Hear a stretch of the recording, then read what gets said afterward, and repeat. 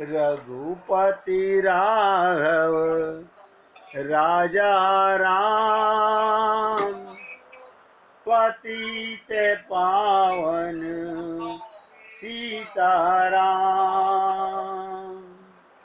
सीताराम सीताराम, भज प्यारे मन सीताराम। सीताराम सीताराम, भज प्यारे मन सीताराम। रघुपति राघव राजा राम, पतित पावन सीताराम। रघुपति राघव राजा राम, पतित पावन सीताराम। सीताराम सीताराम, भज प्यारे मन सीताराम। सीताराम सीताराम, भज प्यारे मन सीताराम। बोलिए सियापति रामचंद्र भगवान की जय, राघवेंद्र सरकार की जय। जय जय श्री राधे, जय जय श्री राधे। सभी भक्तों से निवेदन, बहुत एकाग्रचित होकर सत्संग के प्रत्येक शब्द को हृदयंगम करने का प्रयत्न कीजिए। हम रोज ही आपसे निवेदन करते हैं, लेकिन ये मन फिर भी स्थिर नहीं रह पाता। हमारे महाराज जी कहा करते थे, कुछ लोग भगवान से भी प्रेम करते हैं, किंतु साथ साथ अन्य देवी देवताओं से, शरीरधारियों से भी प्रेम करते हैं। हमें ये ध्यान रखना चाहिए, एक मन है, उसमें एक श्याम सुंदर राम संबंधी ही विषय रहें। जो भगवान के भक्त हैं उनसे आप प्रेम कीजिए, अच्छी बात है। अन्य माइक सत्व रज तम, सात्विक गुण वालों से, राजस गुण वालों से, तामस गुण वालों से संबंधी तत्व ना आने पाए।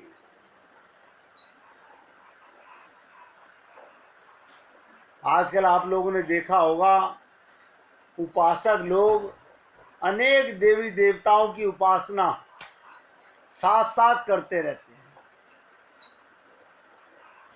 भगवान की भी करते हैं। भगवान में और देवी देवताओं में क्या अंतर है नहीं जानते। सब धोखा है।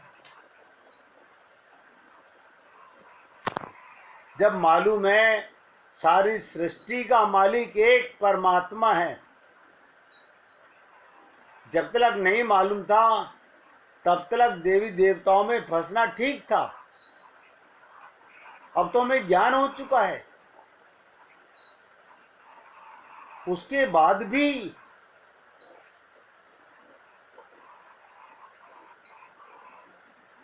एक भगवान की ही उपासना व्यक्ति अगर करता है तो संपूर्ण शक्तियों की उपासना मान ली जाती है। इसके लिए हमने अनेक बार आप लोगों से निवेदन किया कि पेड़ के अंदर हर पत्ते को पानी कोई नहीं देता। पेड़ के जड़ में पानी डालो, सब पत्तों को पानी पहुंच जाता है। भगवान से प्रेम कीजिए, भगवान की उपासना कीजिए, भगवान की भक्ति कीजिए।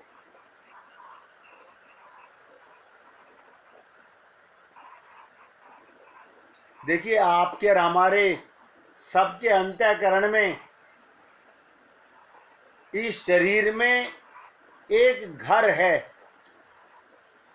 उस घर में दो पर्सनैलिटियां रहती हैं, एक आत्मा जिसे जीवात्मा कहते हैं और एक परमात्मा। और भगवान अपने होने का हमें एहसास नहीं कराते और हमारे कर्म को नहीं। बहुत से लोग कहते हैं भगवान जीव के प्रत्येक कर्म को नोट करते हैं। अनंत कर्म ऐसे होते हैं जो हम कर नहीं पाते, मन में सोच आती है। भगवान मन के भाव को नोट करते हैं।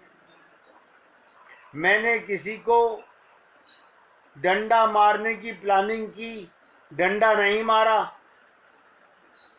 भगवान के यहाँ पाप नोट हो गया। आप कहेंगे प्रभु मैंने तो मारा ही नहीं था। बोले सोचा तो था, मन में आया तो था, वो तो मौका नहीं मिला। इसी प्रकार हमारे अनंत जन्मों के अनंत पाप भगवान के पास जमा है।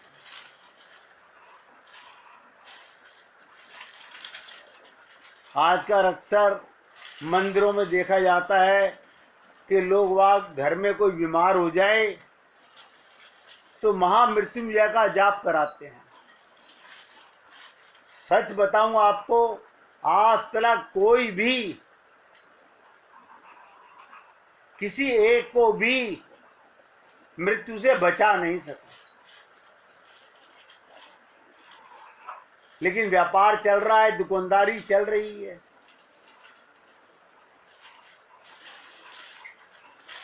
कितनी बार आप लोगों से निवेदन किया कि भगवान स्वयं, जिसके मामा, जिसका पिता अर्जुन, वो अभिमन्यु मारा गया, उत्तरा विधवा हो गई, तो भगवान जो परमात्मा है, महाविष्णु है, वो अंतःकरण में बैठ के प्रत्येक जीव के मन के भाव को नोट करता है और उसका फल देता है। और भगवान गीता में ये भी कहते हैं, जो एक बार मेरे शरण आ जाता है, जो एक बार मेरी शरणागति ग्रहण कर लेता है, मैं उसका भजन करता हूं। फिर आपको भजन नहीं करना। भजन माने सेवा। भगवान कहते हैं मैं उसकी सेवा करता हूं। ये रोज चर्चा होती है आप लोगों के साथ में। आप कितनी एकाग्रता से देखिएगा, सुनते सब हैं, सबसे बड़ी चीज है अमल में कितने लोग ला रहे हैं। अब बहुत जल्दी ही रोगों की चर्चा होने के बाद मन के रोगों के इलाज पर चर्चा चालू होगी। लेकिन इलाज कौन कराएगा? जिसे अपने रोग का पता चल जाएगा। जिसे रोग का ही नहीं पता, वो इलाज क्या कराएगा? कल हमने आपसे कहा था कि हनुमान जी ने लंकनी को घूसा मारा, उसका रक्त गिरा।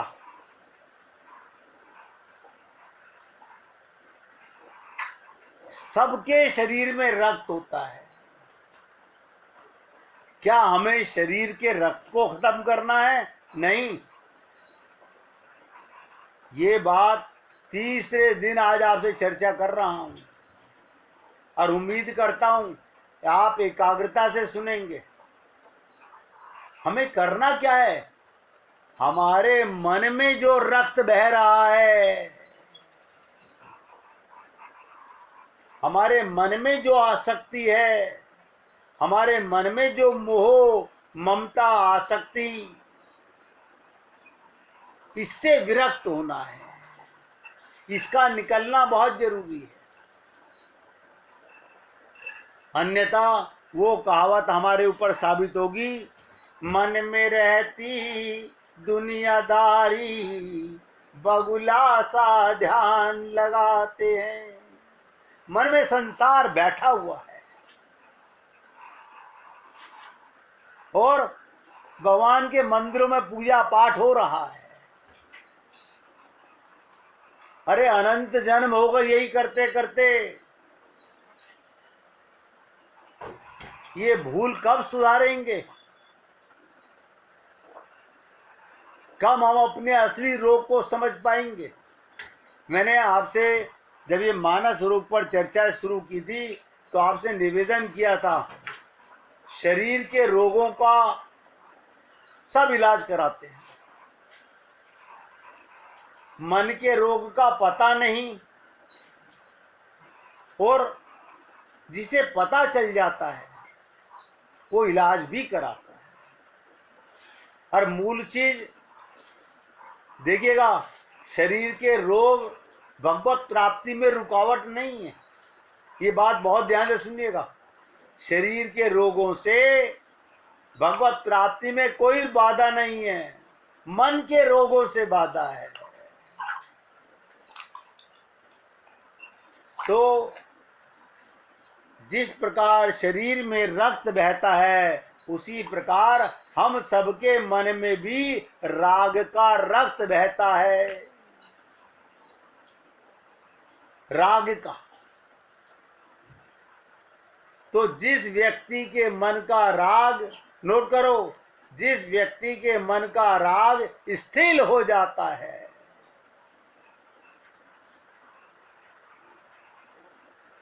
उसे विरक्त कहते हैं। ये स्थिर होता क्या होता है? आप कहेंगे क्या घर में रह के ऐसा हो सकता है?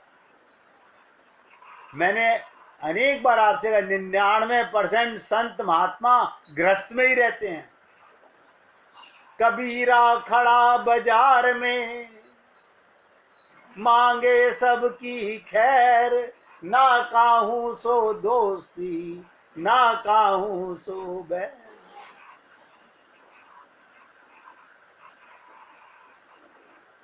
इसलिए सबसे बड़ी चीज है हमारा मन विरक्त होना चाहिए। मैंने कल भी कहा था कि तुलसीदास जी लंकनी को मूर्तिमती प्रवृत्ति मानते हैं और सीता जी को मूर्तिमनी भक्ति मानते हैं। हनुमान जी लंकनी पर प्रहार करते हैं ताकि लंकनी के मुंह से रक्त निकले। अब जो बात बताने जा रहा हूं उसे अंडरलाइन करके नोट कीजिए। संत महात्मा ये सद्ग्रंथ सत्संग के माध्यम से संसार के प्रति हमारा राग स्थिर हो, इस पर हमें रोजाना प्रहार करते हैं। संत महात्मा अपने शब्दों से जो हमें बाण मारते हैं वो किस लिए मारते हैं? सत्संग के माध्यम से, कि संसार के प्रति हमारा राग स्थिर हो जाए। ऐसे राग के घटने में ही कल्याण है। पर जो सीता जी के चरणों में प्रहार का रक्त निकला वो अक्षम्य है,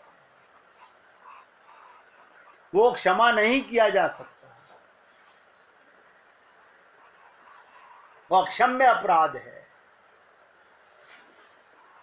तुलसीदास जी जब बूढ़े हो गए, ध्यान से सुनिएगा, तुलसीदास जी जब बूढ़े हो गए तब उनके शिष्यों ने कहा, महाराज अब तो आपको कम सुनाई देने लगा है, आंखों से भी कम देख पाते हैं, इसलिए कोई वैद्य ले आते हैं। ध्यान से सुनिएगा, शिष्यों ने क्या कहा, हम किसी वैद्य को ले आए हैं, आंखों से कम दिखने लगा, कानों से कम सुनाई देने लगा, तो आपको देखकर दवा दे। तो तुलसीदास जी ने क्या कहा, बहुत गहरा जवाब था कि वैद्य तो मैं भी खोज रहा हूं, वैद्य तो मैं भी खोज रहा हूं और चाहता हूं कि वो मुझे दवा भी दे, पर वो मेरे आंख कान की जांच ना करे, हैं? वो मेरे आंख कान की जांच ना करे। क्या कहा तुलसीदास जी ने, श्रवण घटाऊं पुनिद्रग घटाऊं, घटाऊं सकल बल दे, कानों से कम सुनाई पड़ना, आंखों की रोशनी घट जाना, ये तो शरीर का नेचर है।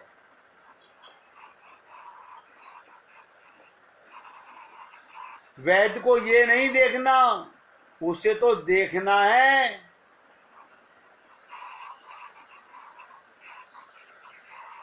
ध्यान से सुनो, इते घटे घटिए, शरीर में सब कुछ घट जाए, घटना कोई फर्क नहीं पड़ता। कहा इते घटे घटिए, कहा जो न घटे हरि ने, कहीं भगवान के प्रति मेरा प्रेम तो कम नहीं हो रहा है, मुझे ऐसे वैद्य की खोज है। यदि उसमें कभी आ रही है तो मुझे ऐसा वैद्य चाहिए जो दवा देकर उस प्रेम को बढ़ाए। आप सोच लीजिए, आप और हम लोग कैसा वैद्य चाहते हैं,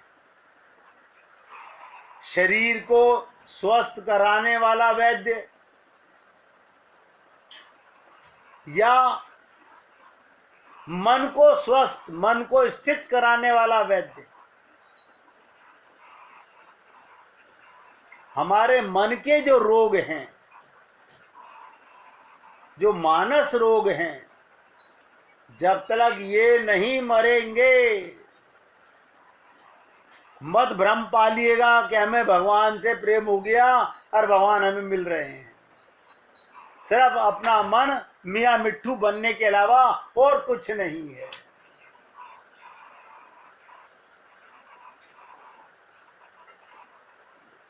तो तुलसीदास जी कहते हैं, कहीं भगवान के प्रति मेरा प्रेम तो कम नहीं हो रहा, यदि उसमें कमी आ रही है तो मुझे ऐसा वैद्य चाहिए जो दवा देकर उस प्रेम को बढ़ाए। भरत जी के संदर्भ में कहा जाता है, ध्यान सुनिएगा, वो बहुत 14 वर्ष भगवान राम कमजोर नहीं हुए, भरत जी बहुत दुबले पतले हो गए। किसी ने तुलसीदास जी से पूछा, उनका दुबला होना उन्नति का लक्षण है या अवनति का लक्षण है? तुलसीदास जी से पूछा, वो कमजोर हो गए हैं, ये उनकी उन्नति का लक्षण है या अवनति का लक्षण है? तो तुलसीदास जी ने कहा, वे एक और दुबले हो रहे हैं और दूसरी ओर मोटे हो रहे हैं, शरीर घट रहा है, राम से प्रेम बढ़ रहा है। नित नव राम प्रेम पनु पीना, बढ़त धर्म दलु मनु न मलीना। राम प्रेम के प्रति प्रण की दृष्टि से वो मोटे हो रहे हैं। आप सोचिए, भगवान के प्रति हमारे अंदर प्रतिपण की दृष्टि से मोटे हो रहे हैं, राम में प्रेम बढ़ता ही जा रहा है और मन प्रसन्न है। याद रखिएगा, मन प्रसन्न कब होता है? जब मन भगवान के प्रेम से बढ़ता हो।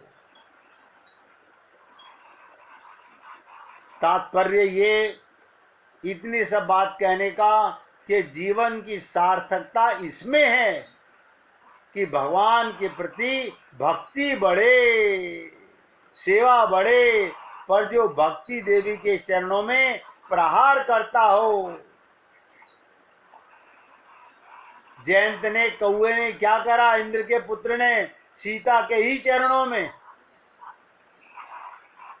वो तो अक्षम्य है। भगवान श्री राम ने भक्ति देवी का रंच मात्र भी रक्त बहता हुआ नहीं देख सकते, इसलिए वो जयंत को दंड देते हैं और साथ ही संकल्प लेते हैं। देखिएगा, दंड देना तो छोटी बात है, संकल्प लेते हैं कि जब चित्रकूट जैसी पुण्य भूमि में स्वर्ग से आए हुए इंद्र के पुत्र जयंत जैसे व्यक्ति के मन में मेरे चरित्र को देखकर भ्रांति उत्पन्न हो गई, तो मुझे इस स्थल का परित्याग कर देना चाहिए। अब आप समझ में आया? ये ध्यान रखिएगा, भगवान ने चित्रकूट क्यों छोड़ा था? भगवान ने चित्रकूट क्यों छोड़ा? इसलिए छोड़ा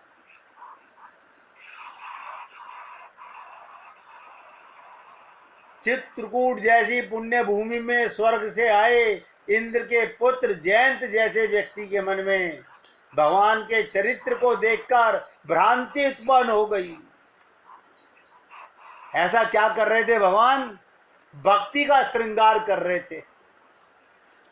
उन्हें क्या लगा, ये पाप तो हम सब लोग देवता खूब वहां अप्सराओं का श्रृंगार करते हैं, तो भगवान में और हम में अंतर क्या है? मन में भ्रांति उत्पन्न हो गई। तो भगवान कहते हैं, मुझे इस स्थल का परित्याग कर भिन्न भूमि में प्रवेश करना चाहिए, जहां मैं जीवन की विकृतियों को, दुर्गुणों को, दूसरा पक्ष उसे प्रकट कर सकूं। भगवान चाहते तो चित्रकूट में रहकर दिव्य रस में 14 वर्ष बिताकर अयोध्या लौट जाते, पर वे जीवन के द्वितीय पक्ष को प्रकट करने के लिए दंड कारण्य जाने का निर्णय लेते हैं। ये सब जानते हैं कि चित्रकूट की भूमि जितनी पवित्र थी, दंड कारण्य की भूमि उतनी ही अपवित्र थी। देखिएगा, वो पवित्र भूमि और अपवित्र भूमि। अब यहां पर बड़ी गहरी राज की बात है, बहुत ध्यान से सुनिएगा। चित्रकूट की भूमि जितनी पवित्र, दंड कारण्य की भूमि उतनी अपवित्र। जब लक्ष्मण वन में कंद मूल फल लेने जाते हैं, जब लक्ष्मण जी को भेजा कंद मूल फल लेने के लिए, तो भगवान राम सीता जी से क्या कहते हैं? देखिए, किसी के फोन से बहुत ज्यादा डिस्टरबेंस आ रही है, या तो कोई गाड़ी में बैठा हुआ है और ग्लास खुले हुए हैं। अगर ऐसा है तो अपना स्पीकर बंद कर लीजिए, जिससे वो आवाज यहां पर ना पहुंचे। ध्यान से सुनिएगा। भगवान जिस समय लक्ष्मण को वन में कंद मूल फल लेने भेजते हैं तो भगवान राम सीता से कहते हैं, हे सीते, चित्रकूट की भूमिका अब समाप्त होती है। चित्रकूट में तुमने और मैंने जिस दिव्य सुख का संतों के बीच में, भक्तों के बीच में रहकर भक्ति और भगवान के मिलन की परिपूर्णता का अनुभव किया। आप भक्ति हैं और राम भगवान हैं। चित्रकूट में दोनों ने आनंद लिया, भक्ति भी सुख में थी और भगवान भी सुख में थे।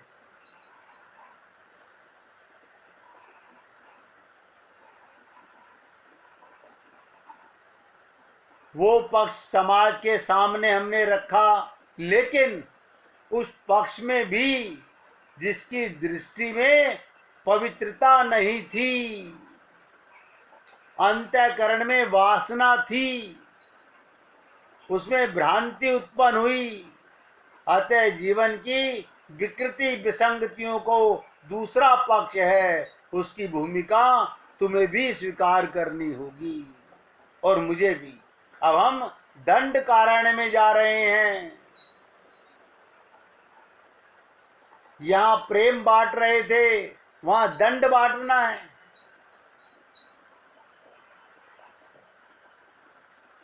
इसलिए भगवान राम अरण्य कांड में न तो अपने ईश्वरत्व को प्रकट करते हैं, न ही अपने गुणों को।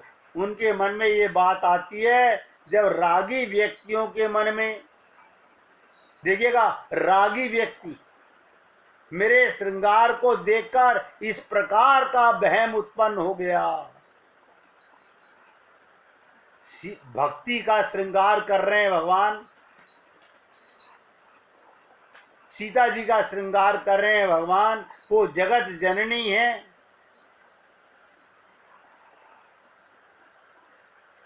तो कह रहे हैं जब रागी व्यक्ति को, जिसके मन में वासना भरी हुई है, मेरे श्रृंगार को देखकर इस प्रकार की उसकी वृत्ति उत्पन्न हुई, तो जो वनवासी मुनि हैं उनके अंतर मन में मेरे चरित्र का क्या प्रभाव पड़ा होगा। इस संबंध में तुलसीदास जी व्यंग करते हुए एक मीठी चुटकी लेते हैं। वो कहते हैं, जब भगवान राम की वन यात्रा प्रारंभ हुई तो दंड कारण्य के मुनि बड़े प्रसन्न हुए थे। दंड कारण्य के ऋषि मुनि महात्मा बहुत प्रसन्न हुए थे। विंध्याचल पर्वत पर रहने वाले व्रतधारी उदासी और तपस्वी लोग बिना स्त्री के दुखी थे। उन्होंने भगवान राम के चरण स्पर्श द्वारा गौतम की पत्नी अहिल्या के तरने की बात सुनी। वो सब प्रसन्न होकर भगवान से क्या बोले, हे हैं शिला सब चंद्रमुखी, पर से पद मंजुल कंज तिहारे, कीनी भली रघुनायक जू, करुणा करी कानन को पगुधारे। प्रभु आपने बहुत अच्छा कार्य किया जो आप वन में आ गए। यहाँ तो वन में चारों ओर पत्थर ही पत्थर हैं। आपके, ध्यान से सुनिएगा, चरणों से पत्थर स्त्रियां बन जाएंगी, सब चंद्रमुखी हो जाएंगे। आप सोचिएगा, भगवान सोचते हैं यदि मेरे आचरण के द्वारा लोगों के मन में श्रृंगार की उत्पत्ति हुई तो वो ऐसी लीला करूं जिससे उनके मन में श्रृंगार के प्रति आकर्षण उत्पन्न हो, वो भी वैरागी हो जाएं और भूल कर भी ना सोचें हमें जीवन में इस लीला को स्वीकार करना चाहिए। अब यहाँ पर भगवान सीता जी से एक विशेष बात, जिसका लक्ष्मण जी को भी ज्ञान नहीं था। भगवान राम सीता जी से कहते हैं, इस लीला में मैं काम की भूमिका स्वीकार करता हूं और तुम लोभ की भूमिका स्वीकार करो। देखिएगा, यहां से भगवान कामी की लीला करेंगे। ये इसलिए नहीं कि उन्हें कामी बनना है, हमें बताने के लिए कि जिसके मन में ये कामनाएं हैं, काम भरा हुआ है। और सीता जी को कहा तुम लोभ की लीला करना। आप और हम लोग लीला नहीं कर रहे। और मजे की बात तो यह है, हम भगवान की लीलाओं को समझ भी नहीं रहे। भगवान सीता जी से कहते हैं अब यहां पर मैं काम की लीला करूंगा और तुम लोभ की लीला करना। भगवान राम का काम से कोई संबंध नहीं, वो तो पूर्ण काम है। और सीता जी में लोभ का कोई प्रश्न नहीं, वो तो साक्षात लक्ष्मी हैं, भक्ति हैं, शक्ति हैं। आप सोचिएगा, जो अयोध्या और जनकपुर के वैभव को छोड़कर, अयोध्या और जनकपुर के वैभव को छोड़कर वन में चली आई, दशरथ जी के रोकने पर भी जिनके मन में कोई आकर्षण उत्पन्न नहीं हुआ, वो सोने के मृग को देखकर उसे पाने की व्यग्र हो उठी। ये बात तर्क संगत मालूम नहीं पड़ती, ये भगवान की लीला थी। हम लोगों को बता रहे थे भगवान सीता को लोभ की दृष्टि, ध्यान सुनिएगा, सोने का मृग नहीं होता। इसी प्रकार ये जो लोभ है, ये राजस प्रवृत्ति जो है, ये बहुत नीचे गिराती है। हम लोग गहराई का अर्थ नहीं समझ पाते कि वो बताना क्या चाहते हैं।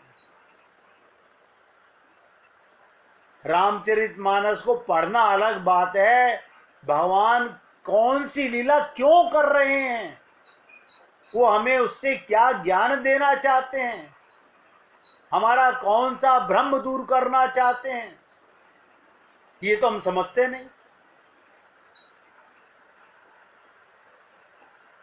आप सोचिए, अयोध्या को छोड़ के, जनकपुर को छोड़कर वन में आने वाली सीता क्या सोने के मृग के लिए लोभित होगी?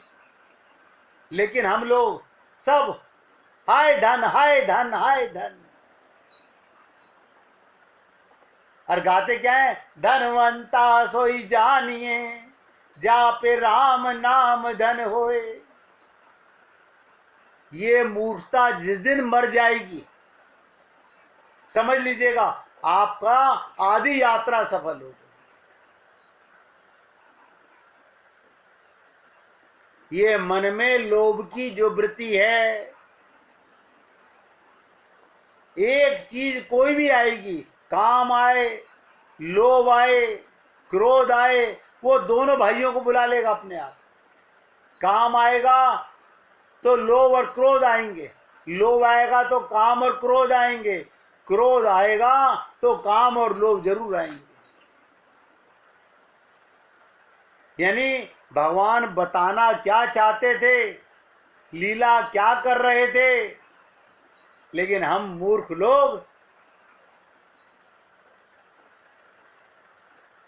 लोग बस जोड़ने में लगे हुए हैं। उम्र जा रही है, शरीर जा रहा है, पल का पता नहीं है, हाय पैसा, हाय पैसा, क्या करोगे इसका?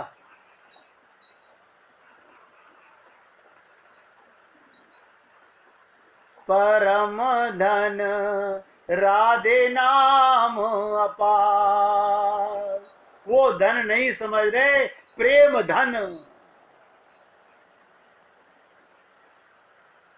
बढ़ने वाला धन है प्रेम धन।